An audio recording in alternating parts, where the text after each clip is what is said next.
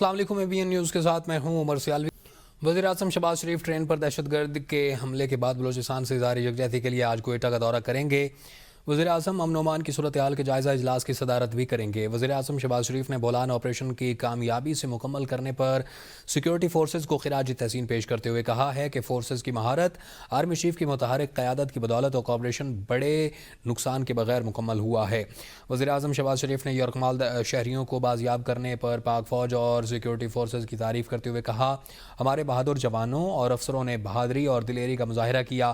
شہریوں کی جان و مال کو تحفظ اور اس کو نقصان پہنچانے والوں کا اسلام اور ملک سے کوئی تعلق نہیں ہے۔ معصوم شہریوں پر حملہ کرنے والوں کو ہر محاذ پر شکست دینے کے لیے پرعزم ہے۔ جعفر ایکسپریس میں یرغمال بننے والے مسافروں نے خود پر بیتنے والے لمحات بیان کر دیے۔ مسافروں نے بتایا کہ دہشت گردوں نے انہیں ٹرین سے اتار کر مختلف ٹولیوں کی شکل میں بٹھا دیا، جبکہ کچھ مسافروں کو ان کے سامنے فائرنگ کر کے شہید کر دیا گیا۔ اس حوالے سے مزید تفصیلات دیکھتے ہیں اس رپورٹ میں۔ جعفر ایکسپریس کے عینی شاہدین کی دل دہلا دینے والی کہانیاں سامنے آ گئیں۔ لودھرا کے محبوب حسین کہتے ہیں، دہشت گردوں نے مسافروں کو علیحدہ علیحدہ ٹولیوں میں تقسیم کر دیا۔ ایک طرف سندھی، پنجابی، بلوچ اور پشتون تھے، جبکہ فوج اور FC کے ملازمین کو علیحدہ ٹولی میں رکھا گیا۔ سرائے کی ٹولی میں 30 سے 40 لوگ تھے۔ لاہور کے علدتہ نے بتایا کہ صبح کے وقت یہ فیصلہ کیا گیا کہ بھاگتے ہیں۔ ان کے سامنے ان کے پھپھوزاد بھائی کو ہلاک کر دیا گیا۔ وہ اپنی چھوٹی چھوٹی بچیوں کا حوالہ دے رہے تھے کہ نہ مارو، مگر ان کی جان بخشی نہ ہو سکی۔ نور محمد کہتے ہیں، جب 1 گھنٹے کے بعد شدید فائرنگ کا سلسلہ رک گیا تو پھر مسلح افراد زور سے دروازہ کھول کر اندر داخل ہو گئے۔ انہوں نے کہا کہ نکلو ورنہ گولی مار دیں گے۔ لانچر لگا اس کو، انجن کو جا رہے تھے، لانچر لگا تو دھویا ہو گیا، پھر فائرنگ شروع ہو گیا۔ فائرنگ تھا، پھر لانچر تھے، ایسے دھماکے تھے کہ بس اللہ نے بچا دیا۔ مگر یہ ہے کہ ہم بڈھی کو اتارا، سب کو اتارا نیچے، بولا اترو نہیں تو گولیاں ماریں گے۔ اتر گیا نیچے، پھر ہم کو دیکھا، بولا بس تم جاؤ۔ جعفر ایکسپریس پر شدت پسندوں کے حملے کے بعد یرغمال بنائے جانے والے مسافروں میں سے بھاولپور کے رہائشی محمد نوید کا کہنا تھا، میں ملتان جا رہا تھا، پنیر اسٹیشن سے آگے چوکی کے پاس شدت پسندوں نے حملہ کیا تو ٹرین پٹڑی سے اتر گئے، پھر دہشت گردوں نے فائرنگ شروع کر دی اور مسافروں کو نیچے اترنے کا کہا۔ نور محمد کے اہلیہ نے بتایا، جب یہ سب ہوا تو دل گھبرا گیا تھا، پسینہ پسینہ ہو گئے تھے، 2 بندے ادھر ہی بے ہوش ہو گئے تھے، پھر ان پر پانی ڈالا۔ نور محمد کے اہلیہ کے مطابق وہ 1 گھنٹہ تک چلتی رہی اور تھک ہار کر ایک جگہ پہنچی جہاں فوج تھی۔ انہوں نے مجھے کہا کہ اماں آپ ہمارے ساتھ اندر آ جائیں، ہم آپ کو بحفاظت گھر پہنچائیں گے۔ انہوں نے پھر ہمیں مچھ تک پہنچایا۔ وزیر اطلاعات عطا تارڑ کا کہنا ہے کہ بلوچستان میں آپریشن مکمل ہو گیا۔ آپریشن کے دوران 33 دہشت گردوں کو جہنم واصل کر دیا گیا۔ آپریشن کے دوران FC کے 4 جوان شہید ہوئے۔ آپریشن سے پہلے 21 مسافروں کو شہید کیا گیا۔ آپریشن کے دوران کسی مسافر کو نقصان نہیں پہنچا۔ انہوں نے کہا کہ BLA اور انڈیا کے ساتھ PTI کو بھی شرم آنی چاہیے۔ PTI والوں کو ایک دن خود کو پاکستانی سمجھ کر سیاست نہیں کرنی چاہیے تھی۔ اس میں 33 جو دہشت گرد ہیں پاکستان کے شہریوں کو یرغمال بنانے آئے تھے اور بڑا نقصان کرنے آئے تھے، ان کو جہنم واصل کیا گیا ہے۔ یہ جو 21 لوگ شہید ہوئے یہ آپریشن سے پہلے ہوئے، اور پھر 4 FC کے جوان شہید ہوئے آپریشن سے پہلے۔ اور جب یہ سوسائڈ جیکٹس پہنے ہوئے لوگوں کو وہاں سے ان کو ٹارگٹ کر کے ختم کیا، اس کے بعد یہ یرغمالیوں کو موقع ملا کہ وہ وہاں سے نکلیں، اور 100 سے اوپر جو یرغمال بنائے گئے لوگ تھے ان کو بحفاظت جو ہے وہ اپنے گھروں تک پہنچایا گیا، محفوظ مقامات تک پہنچایا گیا۔ اس افسوسناک اندوناک واقعے کو اپنی سیاست چمکانے کے لیے تحریک انصاف نے استعمال کیا، بہت ہی افسوسناک ہے۔ اور وہ BLA کی زبان بول رہے تھے، وہ انڈین میڈیا کی زبان بول رہے تھے، تو اس موقع پہ تو کم از کم پولیٹیکل پوائنٹ سکورنگ کو جانے دیتے اور ایک دن پاکستانی بن کے سوچتے، پاکستان کے مفاد میں سوچتے۔ بلوچستان میں چن چن کر لوگوں کو مارا جا رہا ہے۔ نہتے لوگوں کی ٹرین پر حملے کون سی بہادری ہے؟ وزیر اعلیٰ بلوچستان میر سرفراز بگٹی کا اسمبلی اجلاس میں اظہار خیال، کہا وہ کون سے حقوق ہیں جو بلوچستان کو نہیں دیے گئے، کیوں حقیقت پر بات نہیں کی جاتی؟ وزیر اعلیٰ سرفراز بگٹی نے کہا کہ ابھی تعداد کا نہیں پتہ، لیکن ہماری شہادتوں کی تعداد بڑی ہے، ہمیں ان شہادتوں پر فخر ہے، بہت جلد اس خون کا بدلہ لیں گے۔ انہوں نے مزید کہا کہ تمام مسائل کا حل مذاکرات میں ہے اور جو بندوق اٹھائے گا ریاست اس کا قلع قمع کرے گی۔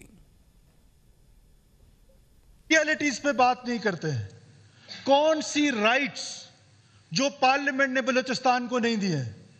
کیا ڈاکٹر مالک بلوچ صاحب یہاں پر تشریف رکھتے ہیں؟ انہوں نے ساری زندگی جدوجہد کی صوبائی خود مختاری کی. جناب اسپیکر دے دی ہے, یہ پارلیمنٹ وہ حقوق دے گا. مسئلہ کہاں ہے؟ مسئلہ وکٹم کی بات کرنے والا کوئی نہیں ہے. جناب اسپیکر, ہمیں اب اس لڑائی کو سمجھنے کی ضرورت ہے. بی ایل اے کوئی جرگہ کر رہا ہے تو میں جا کے ان کے ساتھ جرگہ کروں؟ کوئی سکول سسٹم چلا رہا ہے جو جا کے میں کہوں کہ یہ سکول سسٹم ٹھیک نہیں ہے, میں آپ کا سکول سسٹم ٹھیک چلاؤں گا؟ ایمبولینس سروس چلا رہی ہے, وائلنس بندوق کے زور پر اپنا نظریہ مسلط کرنا چاہتی ہے.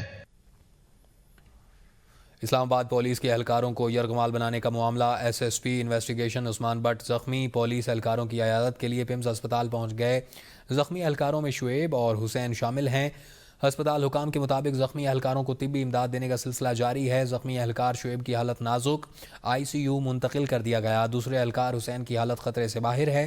شام کے وقت اسلام آباد پولیس کے اہلکاروں کو تھانہ بھولگراں کی حدود میں یرغمال بنایا گیا تھا. سپریم کورٹ میں فوجی عدالتوں میں سویلینز کے ٹرائل کے خلاف انٹرا کورٹ اپیلوں پر سماعت کے دوران جسٹس جمال مندوخیل نے ریمارکس دیے کہ کسی فوجی اہلکار کے کام میں رخنہ ڈالنے کے لیے جرم انسداد دہشت گردی ایکٹ کے تحت آتا ہے. 9 مئی واقعات میں دوسرا جرم آفیشل سیکرٹ ایکٹ کے تحت آتا ہے. دیکھتے ہیں اسلام آباد سے یہ رپورٹ. جسٹس امین الدین خان کی سربراہی میں 7 رکنی آئینی بینچ نے فوجی عدالتوں میں سویلین کے ٹرائل کے خلاف انٹرا کورٹ اپیلوں پر سماعت کی. دوران سماعت جسٹس مسرت ہلالی نے ریمارکس دیے. عدالتیں آرٹیکل 175 کے تحت بنی. کیا فوجی عدالت بھی آرٹیکل 175 کے تحت بنی ہے؟ جسٹس جمال مندوخیل نے کہا کوئی ایسا فورم ہے جو آرٹیکل 175 کے تحت نہ بنا ہو اور شہریوں کا ٹرائل کر سکتا ہو. جسٹس محمد علی مظہر نے کہا آرمی ایکٹ تو خصوصی طور پر افواج پاکستان کے ممبران کے لیے ہے. وزارت دفاع کے وکیل خواجہ حارث نے کہا آئین پاکستان میں درج ہے کہ آرمی ایکٹ آرم فورسز کے ڈسپلن اور فرائض کی انجام دہی کے لیے ہے. 9 مئی کا واقعہ انسداد دہشت گردی ایکٹ کے دائر اختیار میں نہیں آتا. جسٹس جمال مندوخیل نے ریمارکس دیے کہ کسی فوجی اہلکار کے کام میں رخنہ ڈالنے کا جرم انسداد دہشت گردی ایکٹ کے تحت آتا ہے. 9 مئی واقعات میں دوسرا جرم آفیشل سیکرٹ ایکٹ کے تحت آتا ہے. خواجہ حارث نے کہا آرٹیکل 8(3) یقینی بناتا ہے کہ افواج اپنے فرائض کو درست طریقے سے ادا کر سکیں. جسٹس جمال مندوخیل نے کہا F B L E case میں بنیادی حقوق کا سوال تو آیا ہے. وکیل خواجہ حارث نے جواب دیا F B L E case challenge اس بنیاد پر ہوا تھا کہ ہمارے بنیادی حقوق سلب ہو رہے ہیں. سپریم کورٹ کے آئینی بینچ نے اسلام آباد اور لاہور ہائی کورٹس میں سپر ٹیکس سے متعلق زیر التوا اپیلیں سپریم کورٹ منتقلی کا حکم دے دیا. دوران سماعت وکیل مخدوم علی خان نے موقف اپنایا. حکومت براہ راست سپر ٹیکس کا نفاذ نہیں کر سکتی. دیکھتے ہیں اسلام آباد سے یہ رپورٹ. جسٹس امین الدین خان کی سربراہی میں سپریم کورٹ کے 5 رکنی آئینی بینچ نے سپر ٹیکس کے نفاذ کے خلاف کیس کی سماعت کی. سماعت کے آغاز میں وکلا کی جانب سے لاہور اور اسلام آباد ہائی کورٹس میں اسی نوعیت کی انٹرا کورٹ اپیلیں زیر التوا ہونے کی نشاندہی کی گئی. نجی کمپنیوں کے وکیل مخدوم علی خان نے موقف اختیار کیا. سپریم کورٹ کے پاس زیر التوا مقدمات اپنے پاس منتقل کرنے کا آئینی اختیار موجود ہے. آئینی ترمیم کے بعد مقدمات کی منتقلی کا اختیار واضح کر دیا گیا ہے. جسٹس محمد علی مظہر نے استفسار کیا کہ کیا مقدمات منتقلی کے لیے کسی تحریری درخواست کی ضرورت ہوگی, جس پر مخدوم علی خان کا کہنا تھا کہ عدالت کی استدعا بھی زبانی درخواست شمار ہو سکتی ہے. وکیل مخدوم علی خان نے کہا کہ حکومت براہ راست سپر ٹیکس کا نفاذ نہیں کر سکتی. کوئی بھی ٹیکس لگانا ہو اس کی وجہ بتانا لازمی ہے. سپر ٹیکس کے لیے غیر معمولی حالات ہونے چاہیے. سپریم کورٹ متعدد فیصلوں میں اضافی ٹیکس کو غلط قرار دے چکی ہے. اضافی ٹیکس عائد کرنا بنیادی حقوق کے بھی خلاف ہے. وزیر دفاع خواجہ آصف نے کہا ہے کہ اس وقت تک آل پارٹیز کانفرنس بلانے سے متعلق کوئی بات چیت نہیں ہوئی ہے. دہشت گردی سے متعلق بانی پی ٹی آئی اور ان کے حواریوں کے اسٹینڈ میں ابہام ہے. آج تک کھل کر انہوں نے دہشت گردی کی قطعی طور پر مذمت نہیں کی جس طرح مذمت کرنی چاہیے. خیبر پختونخوا میں ان کی حکومت ہے اور سب سے زیادہ خیبر پختونخوا کا صوبہ دہشت گردی کا شکار ہے, لیکن اس میں کوئی عملی اقدامات نہیں کیے گئے. پیش اس وقت کوئی بات نہیں کرنا چاہتا کیونکہ ابھی بھی یہ آپریشن جاری ہے اور جب تک یہ آپریشن مکمل نہیں ہو جاتا اور دہشت گردوں کا صفایا نہیں ہو جاتا اس تک کوئی میں حتمی بات نہیں کر سکتا. دہشت گردی کے متعلق ان کا اپنا سٹینڈ عمران خان اور اس کے حواریوں کا سٹینڈ جو ہے اس میں ابہام ہے.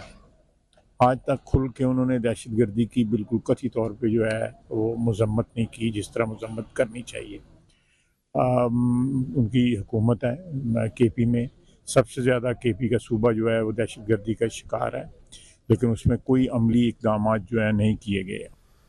اپوزیشن لیڈر عمر ایوب نے کہا ہے کہ بلوچستان میں بی ایل اے نے سیکیورٹی فورسز کے جوانوں کو یرغمال بنایا.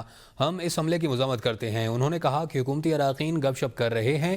دہشت گردوں کو کس نے اکٹھا ہونے دیا؟ تحریک انصاف کے 5 لوگ اکٹھے ہوں تو پولیس مارتی ہے. اڈیالہ جیل کے سامنے ہمیں 5 بندوں کو گرفتار کیا گیا. اس حکومت نے پاکستان کے علاقائی سالمیت کو ہلا کر رکھ دیا ہے. پارلیمنٹ کے دونوں ایوان نامکمل ہیں. کیا ان کو دہشت گرد نظر نہیں آتے؟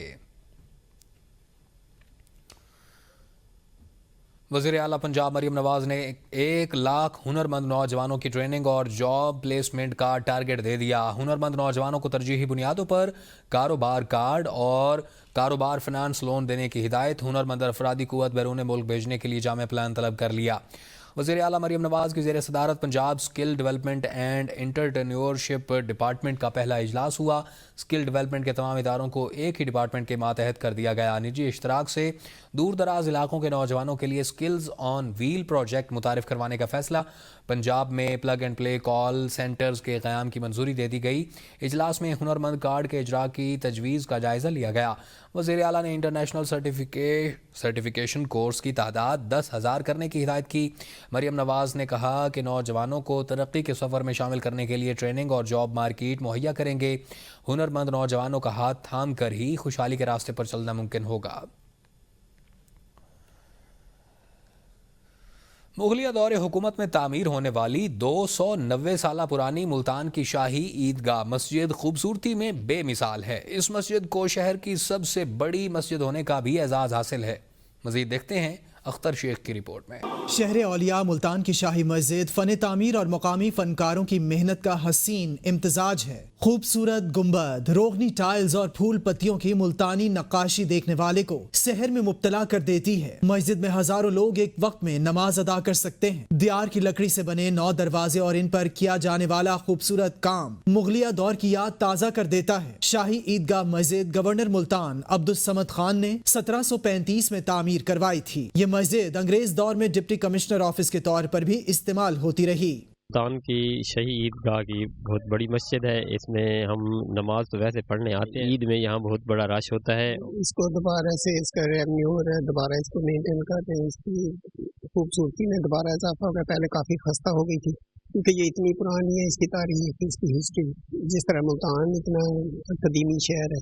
مسجد کا کچھ حصہ خستہ حالی کا شکار ہے جس کی مرمت اور تزئین کا کام جاری ہے. 4 میناروں اور 7 گنبدوں پر مشتمل شاہی عیدگاہ 66 کنال اراضی پر تعمیر کی گئی ہے. یہ قیمتی مسجد اسلامی فن تعمیر کا وہ لازوال شاہکار ہے جو صدیوں کی تاریخ سمیٹے ہوئے ہے. کیمرہ مین عبدالرحمان کے ساتھ اختر شیخ، ABN نیوز، ملتان.